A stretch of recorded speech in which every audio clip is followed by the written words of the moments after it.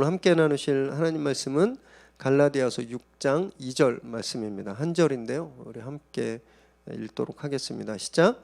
너희가 짐을 서로 지라 그리하여 그리스도의 법을 성취하라. 우리 한 번 더 읽겠습니다. 시작. 너희가 짐을 서로 지라 그리하여 그리스도의 법을 성취하라. 아멘. 오늘 우리에게 주신 말씀입니다. 우리 이동욱 선교사님 나오실 때 박수 그리고 함성으로 우리 선교사님 초대하겠습니다. 할렐루야.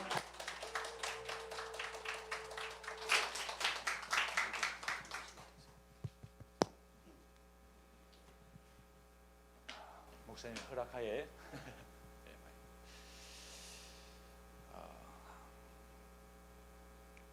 터키에서 온 이동욱 선교사입니다. 만나서 반갑습니다.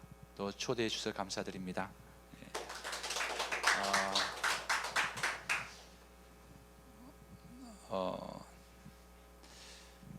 한번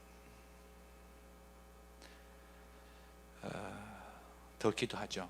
하나님께서 이 시간에, 하나님 아버지, 이 시간에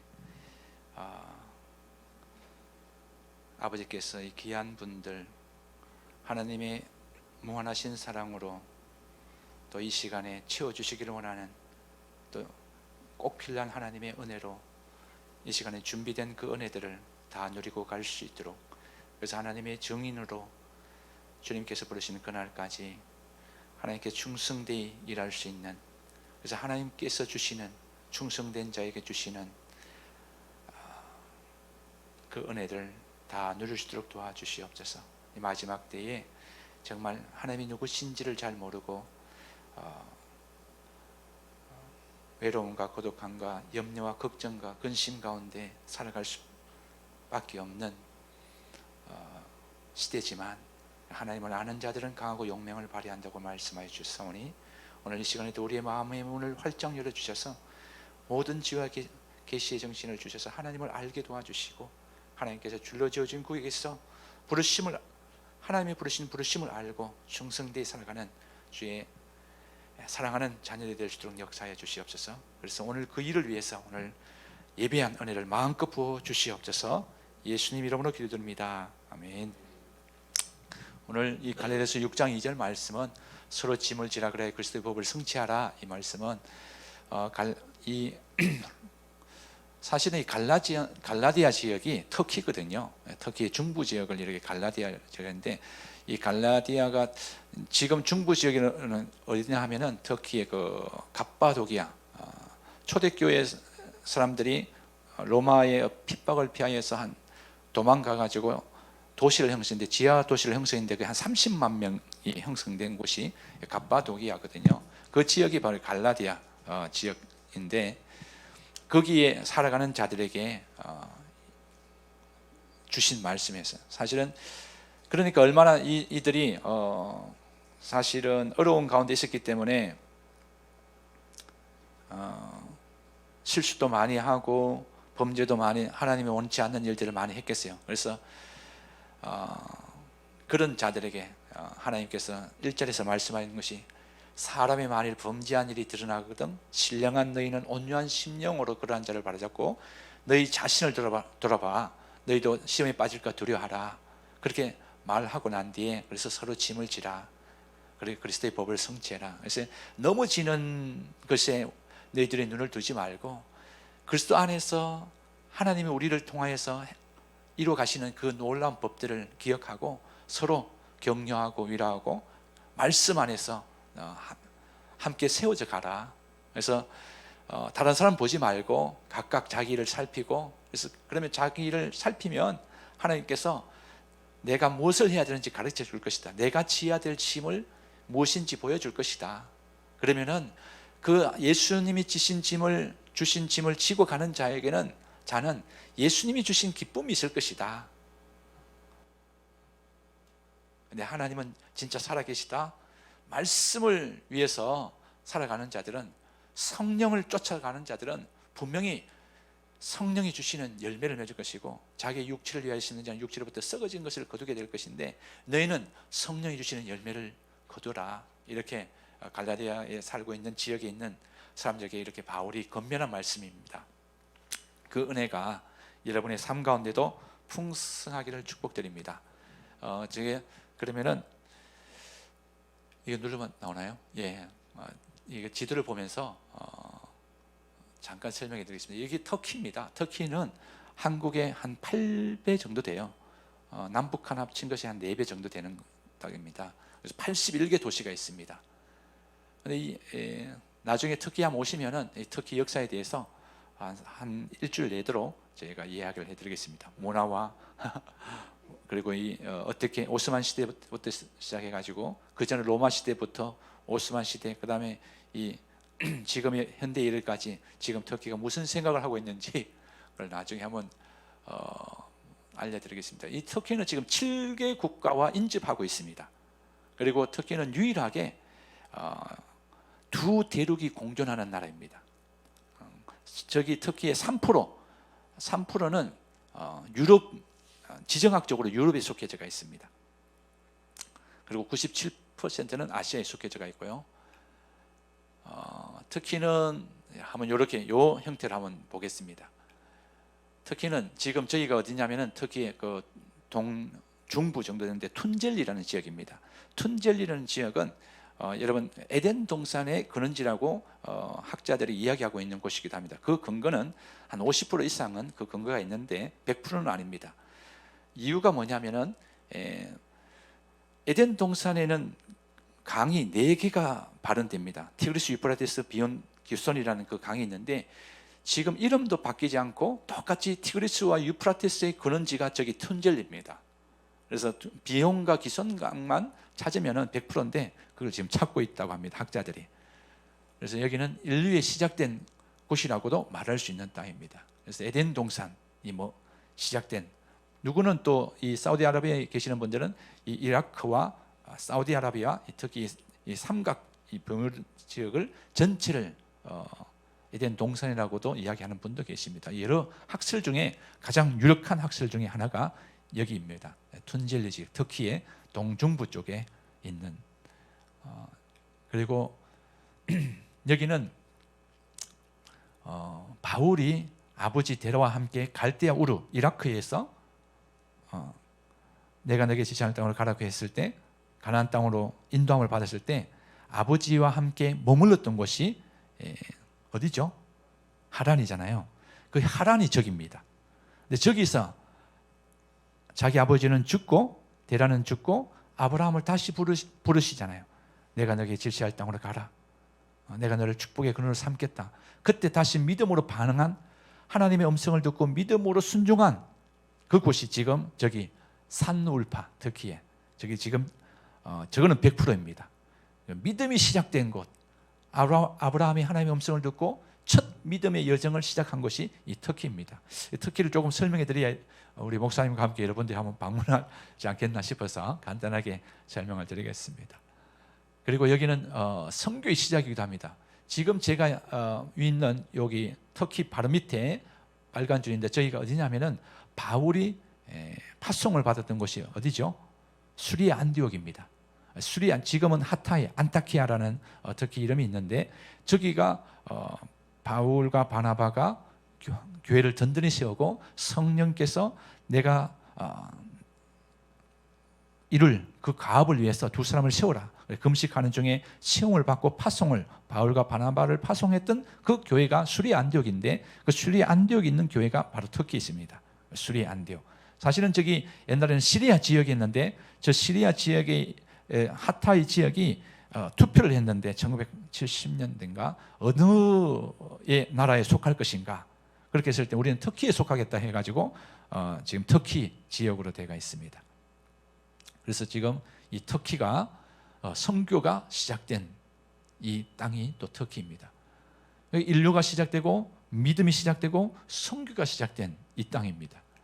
또 보면은 여러분 우리가 요한계시록 2장 3장에 걸쳐가 보면은 7대 교회에 대해서 많이 이야기를 하고 있지 않습니까? 에베소, 스모나, 버가모, 두아리아, 사데, 빌라델비아, 라오디게아 이렇게 있는데, 이 교회가 바울이 복음을 전거하고 강력하게 하나님의 교회들이 섰는데 이 교회들은 다 가정교회입니다. 요 교회보다도 더 작아요, 사실은. 그런데 지금 여러분들이 와서 보시는 교회들은 다 기념교회들이죠. 그 이후에 세워진. 근데 바울이 활동했고 저렇게 바울이 돌아다니면서 교회를 세웠을 그 당시는 다 핍박이 있었던 때입니다. 특별히 도메티안 황제의 핍박이 있어가지고 그때는 예수를 믿으면은 어떻게 됐는지 아십니까? 예수를 믿으면 재산이 몰수당했고, 예수를 믿으면 자기 눈앞에서 자기가 사랑하는 아들이 딸들이 그 굶주린 짐승에서 찢겨주는 것들을 봐야 됐고, 자기 아버지가, 그리고 동료들이 서로에게 음란하게 하는 짓을 봐야 됐고, 이런 때가 저 때입니다. 바울이 선교했던 때가. 그러니까 교회라는 건물을 지을 수가 없는 때입니다. 그렇지만은 교회가 강력하게 일어났던 그곳이 지금 터키 7대 교회, 지금 소아시아, 성경에는 소아시아 지역이라고 나옵니다. 이것이 바로 터키입니다. 그러면 종합해 보면 인류가 시작되고 믿음이 시작되고 선교가 시작되면서 선교의 불꽃이 활활 타올랐던 곳이 이 터키입니다. 이 터키가 또 하나의 가지고 있는 장점이 있는데, 그것은 뭐냐면은 터키의 기술의 사이거스, 이런 거 뭐냐면은 터키에 있는 시리아 난민들의 수입니다. 시리아 난민들 수가 2019년도에만 하더라도 그저 600만 명에 달합니다. 시리아 사람들만. 그러니까 터키는 시리아뿐만 아니라 다른 사람과 합치면 굉장히 많은 수가 있는 거죠. 이게 난민을, 나그네를 대접하는 땅입니다. 이 터키가. 그래서 이 터키는 초대교회 때는 이 중부 지역에 갈라디아, 갑바도기아 그 지역에 30만 명의 유대인들이 와서 로마의 핍박을 피해서 살아갈 수 있도록 도움을 줬던 땅이고, 그리고 히틀러 때에는 완전히 유대인 말살 정책에서 유럽의 이 사람들이 중심이 돼가지고, 히틀러 중심을 돼가지고 유대인들을 말살시킬 때 터키는 유대인들을 받아가지고 살게 했던 땅입니다. 그러니까 터키는 사실은 이스라엘과 밀접한 관계가 있는 땅입니다. 이스라엘이 회복되기 전에 터키가 반드시 회복된다고 성경에도 나와 있습니다. 그래서 이 터키는 지정학적으로 굉장히 중요한 땅이라서 이 땅이 지금은 99.9%가 99.8%가 이슬람을 믿는 무슬림들이 살고 있는 땅이 되었습니다. 1453년도 파티 술탄 메메드 2세가 만 20세에 비잔틴 제국을 무너뜨리고 오스만 제국을 세웠던 그때로부터 1453년 이후로부터 지금까지 터키는 무슬림 땅이 되었습니다. 그전에는 인류가 시작되고 선교가 시작되고 믿음이 시작되고 이 교회의 부흥이 있었던 그곳이 지금은 이슬람 선교의 전초 기지가 되어서 모든 이슬람 선교사들은 터키에서 나간다고 보시면 됩니다. 그래서 제가 터키에 가게 된 부분들은 간단하게 하면 1999년도에 타겟 2020 비전에 의해서 제비뽑기를 했는데, 1998년도에 저도 터키가 어딘지도 모르고 뭔지 몰랐는데 가장 미복음화된 지역을 제비뽑기했어요. 저는 YM으로서 한 30년째 지금 YM인데 그때 무식하게 뭣도 모르고 그냥 미전도 종족을 복음화시키자 이래가지고 제비뽑기 성경대로 그 가장 미복음화된 지역들을 적어가지고 이제 지부장들이 17개 도시의 지부장들이 모여가지고 이제 YM에서 예수전단에서 제비 뽑겠는데, 저는 그때 울산 지부를 담당하고 있어가지고 96년도에 뽑았는데 터키가 걸렸어요. 그때 터키 그때 처음 들어봤습니다. 가보지도 않았고 들어보지도 않았는데, 그리고 98년도에 뽑고 99년도부터 2004년도까지 터키의 선교사님들을 돕기 시작했습니다. 파송교회가 없는 분들은 파송교회를 연결시켜 드리고요, 부모님이 아프면 저희가 대신해서 부모님을 찾아가서 병문안도 해드리고요, 또 뭐 사역이 필요하다 그러면은 모든 교회와 관계된 교회들을 동원해 가지고 그쪽으로 아우리치를 보내고, 이렇게 하면서 2004년도까지 사역을 하고, 2004년도에 우리 전 간사가 15명이 있었는데 15명이 2004년도에 터키를 2주 동안 돌아다녔습니다. 근데 관광은 한 개도 안 하고 터키에서 사역하고 있는 선교사님들을 초대해 가지고 계속 가장 잘 사역하고 있는 선교사님들을 초대해 가지고 호텔이나 이런 데서 초대해서 그들의 이야기를 듣고 2주 동안 종합회가 기도하고 결론내는 것이 81개 도시에 네트워크를 통한 교회를 설립하자, 이것이 비전을 받았습니다. 근데 누가 갈 것인가? 누가 한 사람이 있었으면 제가 멋지게 후원했을 텐데 아무도 가는 사람이 없어가지고 제가 지부장을 내려놓고 2004년도에 갔습니다. 그러고 나서 지부는 다른 나라를 타겟하기 시작했습니다. 그래서 저만 낙동강 오리알 됐죠. 근데 그때 2006년도에 저희가 갔을 때 56개의 도시가 얘는 교회가 없었습니다. 81개 도시 가운데. 근데 지금은 13개 도시에만 교회가 없습니다. 이렇게 하나님께서 어쨌든 뭐 지부가 하든 안 하든 기도의 씨앗을 뿌렸던 부분들을 하나님께서 열매를 거두게 하시는 것들을 바라보고 있습니다. 저에게는 굉장한, 근데 인구수로 보면은 8,500만 명인데 그 중에 7,000명 정도가 기독교인이거든요. 그러니까 인구수로 보면은 그렇게 뭐 2,000명 정도 늘었지만 도시를 보면은 56개 도시에서 13개 도시로 줄어들으니까 38개 도시에 교회가 세워졌다는 거거든요. 가정교회 형태든 뭐든 예수를 주로 고백하는 자가 있다는 거죠. 옛날에는 지경이 어떻게 이 땅 경계가 어떻게 정해진지 아십니까? 로마 시대 때는 자기가 섬기고 있는 왕을 인정하면은 그 사람을 인정하는 그 왕이 그 땅의 주인이 되는 겁니다. 로마가 경계가 없었어요. 근데 내가 로마 뭐 시저라든가 아니면은 뭐 로마 황제 이름을 내가 그분이 우리의 주시다, 우리의 왕이다 이렇게 이야기를 하면은 그 이야기를 하는 그곳이 경계가 되는 겁니다. 여러분들이 그 어떤 시점에서 바라보면은 여러분들이 머무는 곳마다 가는 곳마다 예수가 그것을 선포하면은 그 땅이 하나님의 땅인 줄 믿습니다. 하나님이 통치하시는 땅인 줄 믿습니다. 그러면 하나님의 때에 우리의 모든 눈물을 다 닦아주실 그날, 고통과 근심과 염려와 죽음이 없는 그곳에서 우리를 인도하여 주실 줄을 믿습니다. 하나님은 우리의 기도를 허투루 듣지 않으시더라고요. 항상 가슴에 새게 됐고 우리의 신음소리에도 응답하시는 하나님인 줄 믿습니다. 터키에서는 제가 교회 개척 사역을 하고요, 전인치유 사역, 문화 사역, 기도 연합 사역, 청년교회 사역, 네트워크 사역, 난민 사역, 그것이 뭐 1%씩 하는 것들을 그냥 적어놨습니다. 그리고 제가 저렇게 했지만 제가 16년 동안 세례는 2명밖에 못 줬습니다. 그리고 이제 여러분들이 그 우크라이나를 헌금하셨는데 우크라이나 보고를 잠깐 드리면, 사실은 폴란드 지역, 그러니까 우크라이나, 루마니아, 폴란드 이렇게 이제 그 경계 지역은 특별히 이제 우크라이나 사람들 한 600만 명이 지금 난민으로 지금 나갔다고 그러는데 그 난민들의 거진 한 400~500만 명 정도가 폴란드의 국경 지역에 있는 캠프에 있습니다. 그래서 거기에는 굉장히 수백만 명이 머물 수 있는 캠프가 있기 때문에 모든 유럽의 교회들이 돕고 있어가지고 굉장히 체계적으로 그건 이루어지고 있습니다. 그래서 저희들은 이제 기도하면서 잘하고 있는 지역 말고 혹시 이렇게 우리가 크게 도움도 못 드리고 우리가 이제 통합적 교회 목사님, CCC 목사님, 그리고 저 YM 합동적 이렇게 해가지고 3명이 사무실을 같이 쓰면서 예배를 드리다가 어떻게 이 우크라이나 난민들을 도울 수 있을까 기도했을 때 우리가 이제 응답 받은 것이 그런 불가리아로 가라, 그런 응답을 듣고 지금 불가리아에 있는 베리츠 목사님, 저분은 불가리아 루세 지역에 있는데 루세 지역에 처음으로 목사가 되고 교회를 개척하신 분이에요. 그 목사님의 기억, 옛날에 함께 전도를 했던 기억이 있어가지고 연락을 드리니까 와보라는 거예요.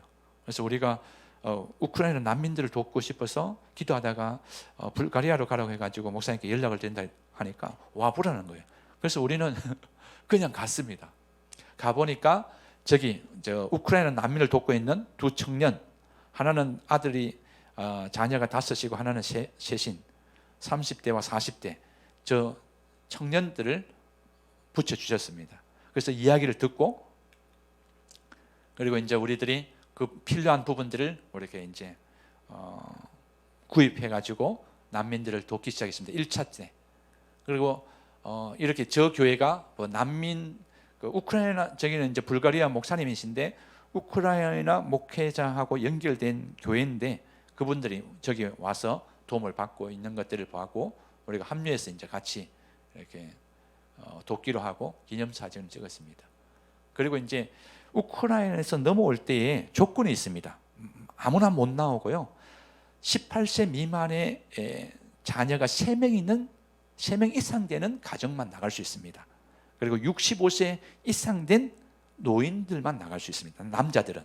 여자들은 아무 때나 나갈 수 있는데 남자들 기준으로. 그래서 저 분은 그 뒤에 서가 있는 아이를 안고 있는 분이 저기 우크라이나 목사님이고 그 앞에 주황색 형광색을 입고 계시는 분은 불가리아 목사님이신데 저 목사님은 우크라이나 목사님은 자녀가 9명이에요. 그래서 나올 수가 있었습니다. 그래서 이때 자녀를 많이 놓으면은 어쨌든 피할 길도 있는 것 같아요. 그 전에 제가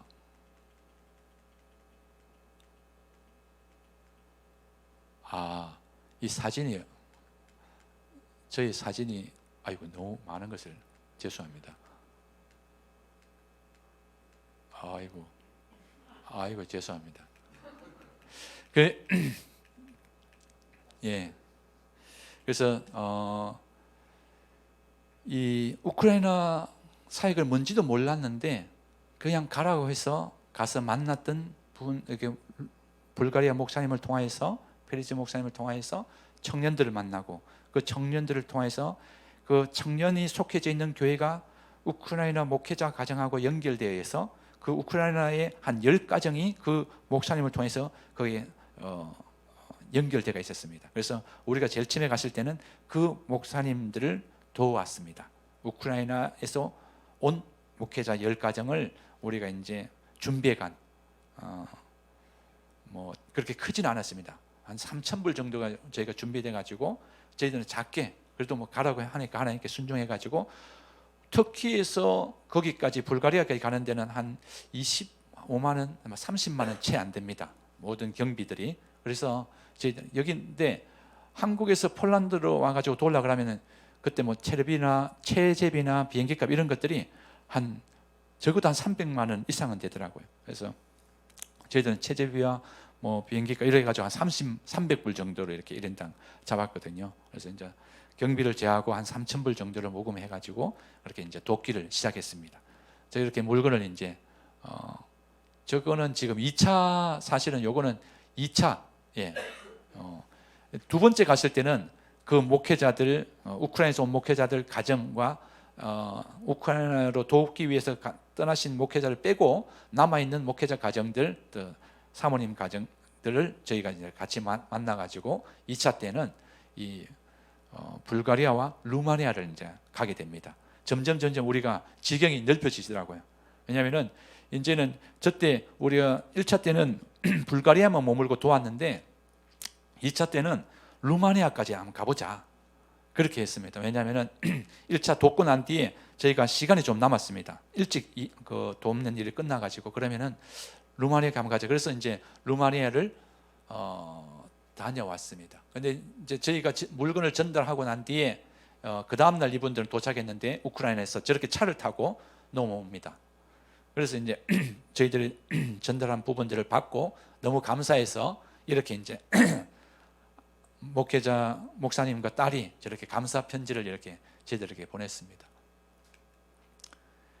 그래서 3차로 이제 그리고 나서 3차로 갔는데 3차는 어떻게 됐냐면은 그 동안에는 이제 우리가 루마니아하고 불가리아에 오신 분들을 도왔다면 1, 2차는 3차는 우리가 우크라이나에서 오신 목사님들을 이 루마니아 목사님들이 돕고 있었어요. 루마니아 목사님이 물건들을 구입해 가지고 우크라이나까지 가는 거예요.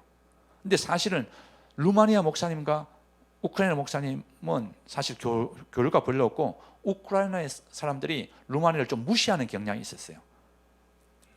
그런데 전적으로 루마니아 사람들이 헌신해 가지고 근데 그 길이요 보통 길이 아닙니다. 나중에 얘네들은 이제 우크라이나 그 난민 아이들이에요. 이렇게 예뻐요. 그래서 이분은 뭐냐면은 루마니아에 있는 그 어떤 도시의 시장이에요. 이분이 비전에서 하여튼 너무 귀한 분들을 많이 만났어요. 왜냐하면 우리가 순종해서 가니까 하나님의 사람들을 계속 붙여주시는데, 저분은 우크라이나의 어떤 도시의 시장이신데 자기 꿈이 뭐냐면은 자기가 시장직을 내려놓으면은 북한에 가서 복음을 전하는 것이 자기 꿈이래요.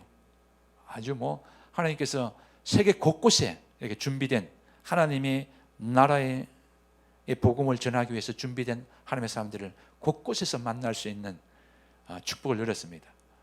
얼마나 겸손하신지요. 중간에 있는 분은 저분의 아버님인데, 저분 아버님이 이제 저희가 식사하고 나왔는데, 저분 아버님이 자전거를 타고 지나가다가 자기 아버지를 불러가 아버지 이렇게 해가지고 아버지한테 우리들 소개하고 또 같이 사진 찍고. 근데 저 아버님이 97세인가 그래요. 그리고 이제 어떻게 도냐면은 저 안쪽에 있는 사람이 접니다. 보기와 다르게 제가 힘이 셉니다. 다른 사람은 세 사람이 한꺼번에 들지만 저는 혼자서 저거를 40kg를 저거 들고 나서 우크라이나에서 돕고 터키에 왔을 때 제가 코로나에 걸려가지고 일주일 동안 격리를 했었습니다. 이게 지금 이게 한 20kg가 이렇게 이런 트럭들이 국경 그러니까 한 번에 가는 게 아니고요. 2박 3일 걸려요. 가는 길이. 또 나올 때도 마찬가지고요. 이렇게 나오는 길에 또 나올 때도 여기도 이제 지금 국경 바로 국경 앞이에요.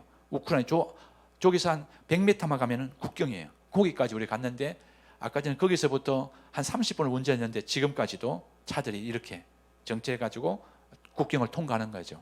이런 식으로 이제 가는데 그냥 뭐 실고 탁 갈 수 있는 것이 아니라 저렇게 기다려 가지고 기다리다가 전달하고 또 나올 때도 기다리다가 또 나오고 이러면은 한 번 가면 일주일이 걸리는 거예요. 근데 아무 보상도 없이 루마니아 목사님들이 저 우크라이나에 직접 가서 돕고 있는, 그리고 우크라이나 목사님과 함께 가서 돕고 있는, 우리는 못 들어가지만 루마니아 목사님들은 들어가더라고요.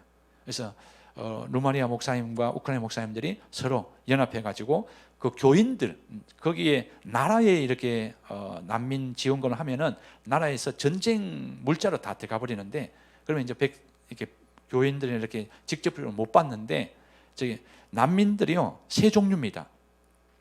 저렇게 폴란드 국경지로 해가지고 유럽으로 가는 난민들이 있고요. 저런 식으로 목사님들이 나와가지고 돕는 난민이죠.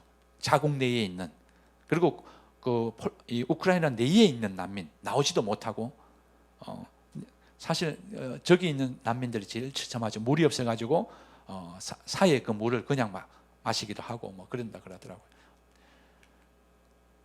이렇게 이제 마지막에 약품도 전달하고, 저기 조금만 넘어가면은 이제 저기만 넘어가면 바로 우크라이나입니다. 그 국경까지 저희들이 따라가서 한번 촬영하고 이렇게 왔었습니다.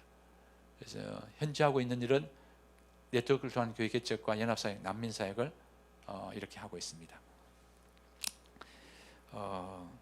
가지 간증을 하고 싶습니다. 12시까지입니까 목사님? 다 끝났습니다. 12시 15분까지요? 아유, 알겠습니다. 후회 안 하실 거죠? 이게 터키에서나 이렇게 다른 나라에서 온 사람들 보면 시간 개념이 없어가지고 그냥 막 나갈 때가 많거든요. 저도 벌써 지금 이거 보니까 마칠 때가 다 돼가지고 터키 말로 제가 1분만 하도록 하겠습니다. 여러분, 우리 찬양할 때도 예수님이 얼마나 좋으신 분이신지 우리가 찬양을 드렸잖아요.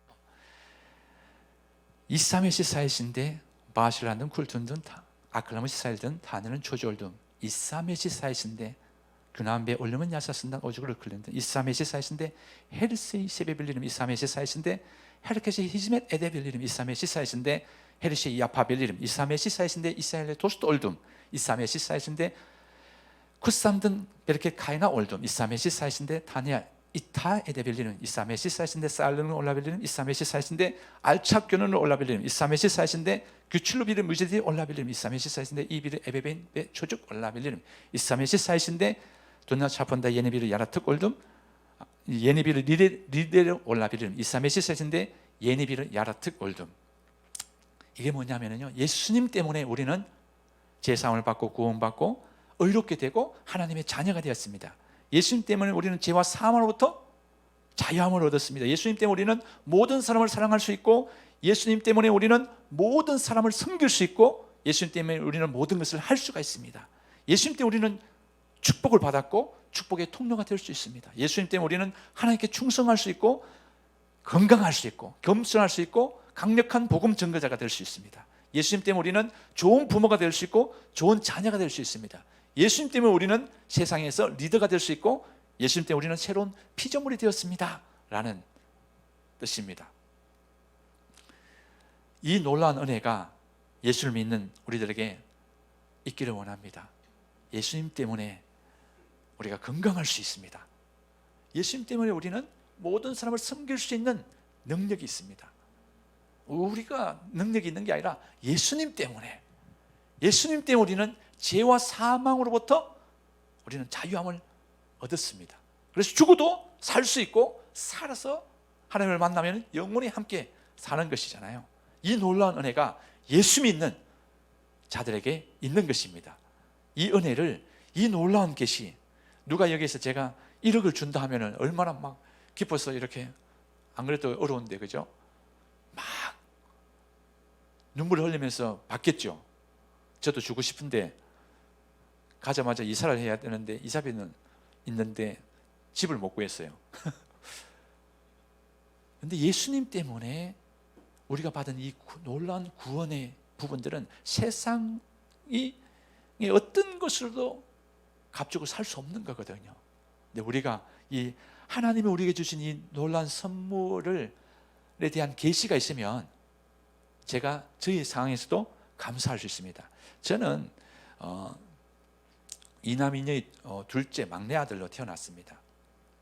그리고 20대 때에 청년 회장을 하면서 성경을 읽다가 이 레위기를 읽는데 그 레위기에 그 보면 제물이 되는 부분들 보면은 왜 제물이 되죠?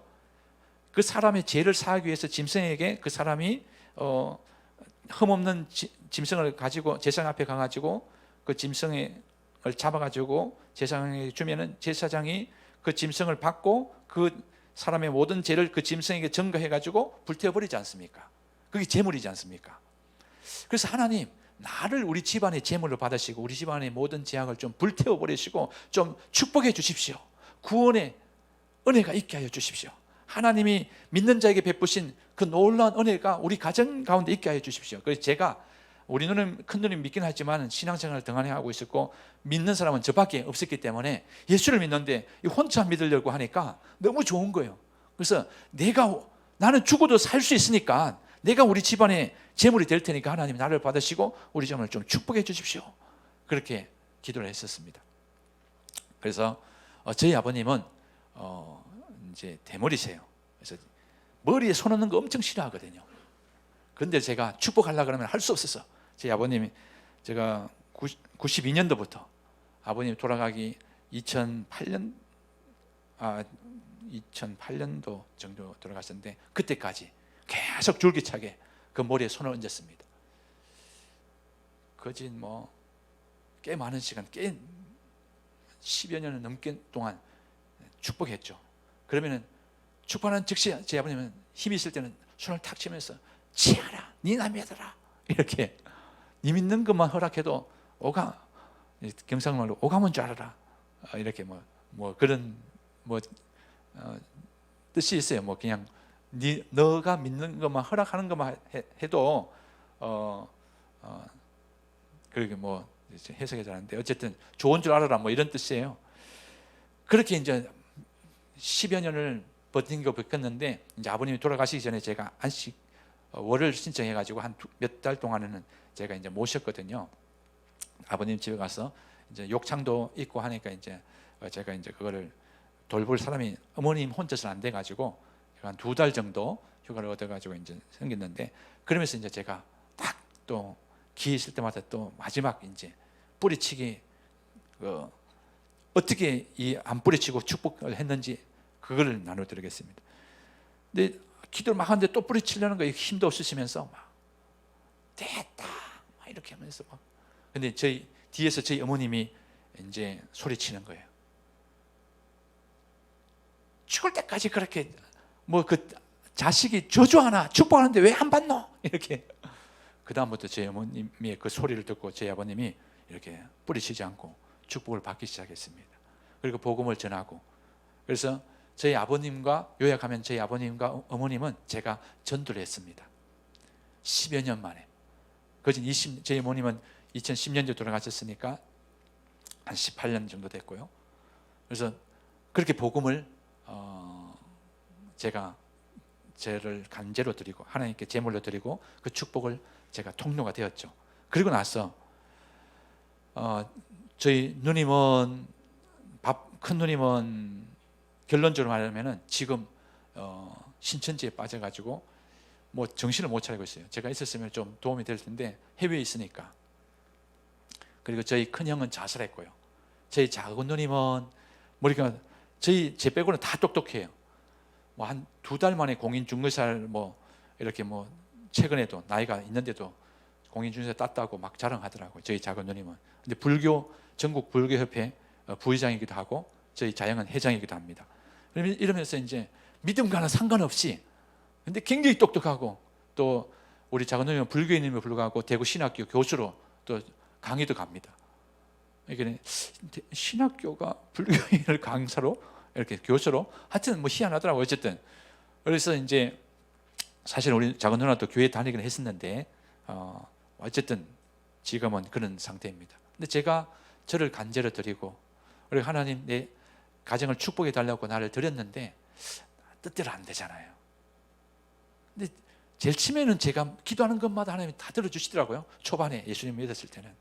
근데 시간이 지날수록 안 들어주는 것이 훨씬 더 많아지고, 요즘에는 아예 안 들어주는, 내 때에 응답하던 본질이 가물가물한, 누군가의 기도를 하면 하나님 들어주시는데 나의 기도는 언제 들어주셨지 할 정도로 가물가물한, 근데 시간이 지나고 나면은 하나님의 뜻대로 돼가 있어가지고 더 잘 돼 있는 이런 것들을 경험하면서,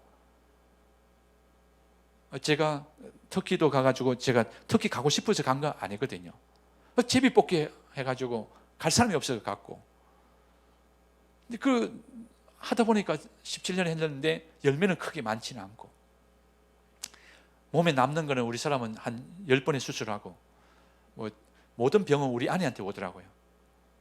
그래서 한 10번 정도 대수술을 했어요. 뭐 갑상선암, 임파선암, 유방암, 뭐 그리고 작년에는 쓸개도 떼어내가지고 쓸개 없는 여자가 되었습니다.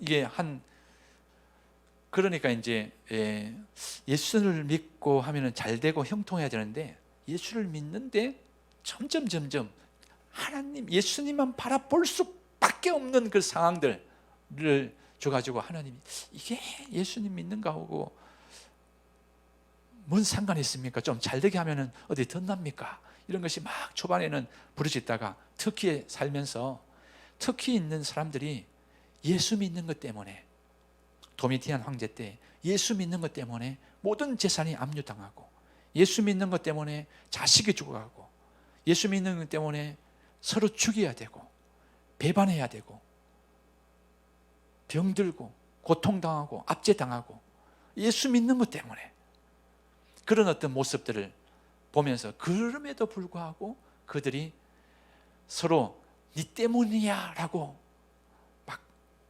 그 상황 가운데 있을 때, 이 바울이 그거 아니다, 서로 짐을 지라, 그리스도의 법을 성취하라, 하나님의 때까지 말씀을 붙잡고 견뎌라. 그 나중에는 바울이 그 말을 해요. 내 몸에 예수의 흔적을 내가 가진다. 후반에 가면은 예수의 흔적을 내 몸에. 근데 그것을 고린도서 가면은 어떻게 하냐면은, 예수님께서 십자가에서 모든 이 고통의 부분들을 다 짊어지고 우리에게 그 영광에 참여할 수 있도록 조금 남겨놨다. 그래서 그 고난의 그 부분들, 예수님이 남기는 고난을 내가 동참하기를 원한다. 그진 0.0000 몇 프로를 남겨놨는데, 그것만 동참해도 예수님이 이루신 모든 99.9999%의 그 모든 영광을 부어줄 것이라는 것들을 바울이 알고, 나는 예수의 그 고난을 내 몸에 짊어지기를 원한다라는 그 고백을 하거든요. 그래서 너희들도 서로 짐을 지라. 근데 이 사랑의 짐을 지라는 거예요, 사실은. 마지막 때에. 그래서 우리가 연합사역하고 있는 부분들도 이 일입니다. 교회가 그랬어요. 모여야 되는 것이 여기에 있습니다. 혼자서는 잘할 수 있어요. 아프리카 속담에도 네가 빨리 가려거든 혼자 가라. 그러나 오래 가려거든 함께 가라라는 말이 있습니다. 그 아프리카는 빨리 가는 수는 있지만 죽습니다. 근데 함께 가면 느리지만 모두가 다 살 수가 있습니다. 그래서 예수님도 우리에게 내가 서로 짐을 지라. 그래야 그리스도의 법을 성취하라. 이 그리스도의 법이 성취하라는 이 말은 뭐냐면은 예수님께서 이미 모든 것을 다 이뤄놓으신 그 일에 동참하라는 거죠. 조금만 인내하고 견디고, 스모나 교회 같은 경우에는 궁핍한 교회였어요. 그 7대 교회 가운데. 근데 그에게 주시는 말씀은 뭔지 아세요? 너무 잔인하게 죽도록 충성해라. 너희 가운데 죽는 사람이 있는데 죽도록 더 충성해라. 그러면 생명의 물건을 내게 주겠다. 이게 그 때가 다 돼 있다는, 하나님의 오실 때가 다 되었다는. 여러분, 예수님이 오시면 이 땅에 우리가 가지고 있는 것들이 뭐 필요 있겠어요? 조금 더 편안할 수 있죠. 조금 더 누릴 수 있죠. 그러나 이 땅에서의 삶은 언젠가는 끝이 나잖아요. 가져갈 수도 없는. 근데 이 재물로 하나님의 나라를 위해서 너희가 쓰라는 거죠. 이 너희가 가지고 있는 능력으로. 그래서 바울은 그것을 발견하고 자기의 모든 것을 다 팔아서 하나님의 나라를 위해서 헌신한 거죠. 왜냐하면 밭을 샀는데 이렇게 밭을 사기 전에 이렇게 일하다가 보니까 그 밭에 보물이 있는 거예요. 자기 재물을 모두 팔아가지고 밭을 산 그것처럼 우리가 이렇게 보니까, 내가 조금 헌신해 보니까 하나님이 우리를 위해서 예배해 놓은 이 보물이 엄청난 거예요. 우리의 모든 것을 다 팔았으라도 해도 이거는 영원토록 하나님께서 우리와 함께 왕노를 하시겠다 했지 않습니까? 우리의 모든 죄를 사하시기 위해서 하늘의 모든 영광을 버리시고 오신 그 예수님께서 이 땅에서 살아가는 동안에 우리가 고통 가운데, 고난 가운데, 어려움 가운데 죽어가는 그 영들, 죄 가운데 죽어가는 영들을 살리기 위해서 부활하셨지 않습니까? 그리고 그것으로 그치는 것이 아니라 그냥 살려주는 것만 아니라 다시 오셔서 하나님께서 다시를 그 모든 나라들을 함께 다루실 수 있는 영광을 우리에게 나눠주시겠다고 하잖아요. 그 바울이 그것을 보고, 야, 우리가 서로 짐을 지자. 그래서 그리스도의 법을 성취하자. 그러면 예수님이 이루신 모든 그 영광이 우리에게 임할 것이다. 능력이 크고 작은 것은 별로 중요하지 않아요. 하나님은 완전한 능력자이기 때문에. 그 전능자라는 말이 계시록에 7번 나오는데 전체적으로는 8번 나와요. 근데 고린도전서에 1번 나오고 7번이 요한계시록에 나와요. 전능하신 하나님이. 근데 그 요한계시록에 나오는 교회들이 얼마나 어려워요. 거기에 하나님은 내가 어떠한 사람인 자인가에 대해서 고난당하는 자에게 죽어라, 나를 위해서 죽어라, 내가 너를 살려주겠다. 근데 여러분, 예수님 때문에 여러분 고통받고 있나요? 내가 예수님 때문에 뭔가를 선택했는데 그 선택이 내가 괴로움을 당하고 있나요? 그러면 아니면은 우리가 예수님 방법대로 사는 게 아니라는 거죠. 그냥 개같이 버려서 정성같이 쓰자는 것은 성경에 없는 말이에요. 예수님이 그랬다면은 나사렛에서 태어나지도 않고 목수의 아들로도 태어나지 않고 가난한 자의 자녀로도 태어나지 않았을 거예요. 그럼에도 불구하고 그분이 누구신지 알잖아요. 그리고 끝으로 나만 장군의 기도하는데 그 계집종이 있잖아요. 그 계집종이 생각났어요. 나만 장군은 그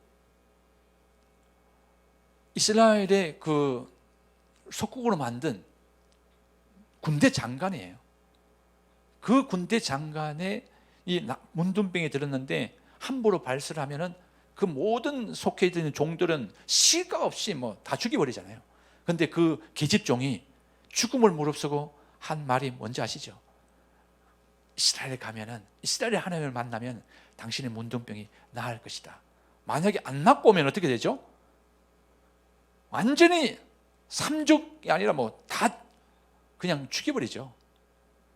그런데 계집종이 여러분처럼 때를 따라서 정시에 예배드리고 막 이렇게 했을까요? 종으로 살면서 주인님, 이 시간에 내가 기도해야 할 시간이 아니에요, 다 기도하러 갑니다, 이렇게 했을까요? 아니잖아요. 죽도록 일을 해야 되고 그럼에도 실수 없는 그 상황인데도 어떻게 하나님을 알았는가 하는 거죠. 그래서 여러분, 진짜 바울이 우리가 짐을 지기 위해서는 우리가 누구인가를 알아야 되는 것 같아요. 그래서 우리가 하는 일이 작더라도 순종하면 하나님께서 하나님의 일을 행하실 줄 믿습니다. 하나님은 우리가 큰 일을 하는 것을 원치 않았고 순종하기를 원하시는 것 같아요. 그렇다고 그 계집동이 그 나만 장군의 어떤 부분들을 가가지고 뭐 크게 뭐 됐을까요? 그 뒷이야기는 안 나오잖아요. 단지 순종한 일, 죽음을 무릅쓰고 한 일. 그럼 하나님께서 하나님의 때에 하나님의 우리를 통해서 영광 받으실 줄 믿습니다. 저도 터키에서 큰 일을 못 하고 있어요.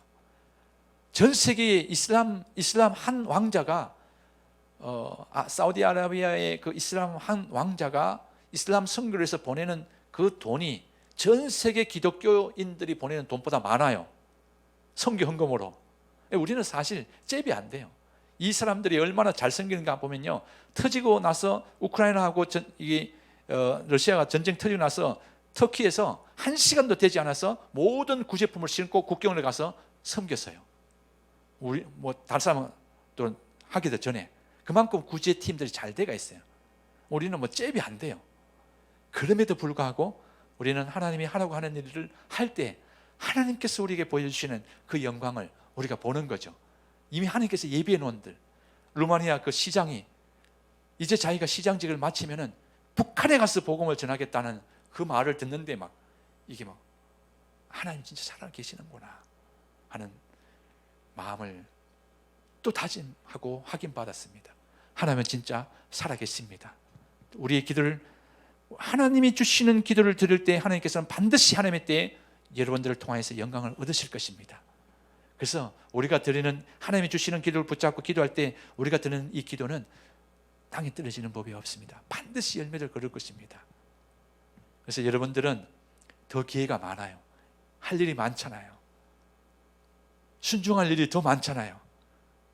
이럴 때 하나님께 마음껏 쓰임받는, 그래서 하나님을 더 깊이 알고 하나님 안에서 자유함을 누리는 그런 은혜가 여러분의 삶 가운데 있기를 원합니다. 저도 여러분들 주시는 귀한 헌금을 통해서 순종해서 한 번 순종하고 두 번 순종하고 세 번 순종해 가 보니까 이렇게 귀한 분들을 만나고 하나님께서 지금도 역사하고 계시는 것들을 만나고, 거기서 나온 목회자가, 우크라이나 목회자가 이렇게 말했어요. 난 그 하나님을 잘 몰랐는데 정말 이것을 통해서 그 전쟁 터지기 전에 어떤 분을 통해서 간증을 들었는데 하나님을 알라라고, 전심으로 하나님을 구하라고. 근데 그때는 몰랐대요. 그런데 나오고 보니까 그 하나님, 그 신학교에서 배웠던 그 하나님을 알라는 그 말이 지금 얼마나 이것이 나에게 큰 힘이 되는지, 내가 지금 전쟁 때문에 이렇게 난민으로 있지만 여기에서 내가 하나님을 알기 위해서 몸부림치는데 그 은혜가 너무 좋다고 그 관정을 또 들었습니다. 아, 정말 하나님이 살아계시는구나. 우리의 형편이 어떠 할지라도 당신을 바라보는 자를 하나님께서 친히 구원하시는구나. 너희가 나를 사랑한 적 내가 너를 건지고, 내가 내 이름을 안 적 내가 너를 높이고, 내가 내 이름으로 무엇이든지 구하면은 내가 시행하겠다는 하나님의 그 은혜가 여러분의 삶 가운데 있기를 축복드립니다.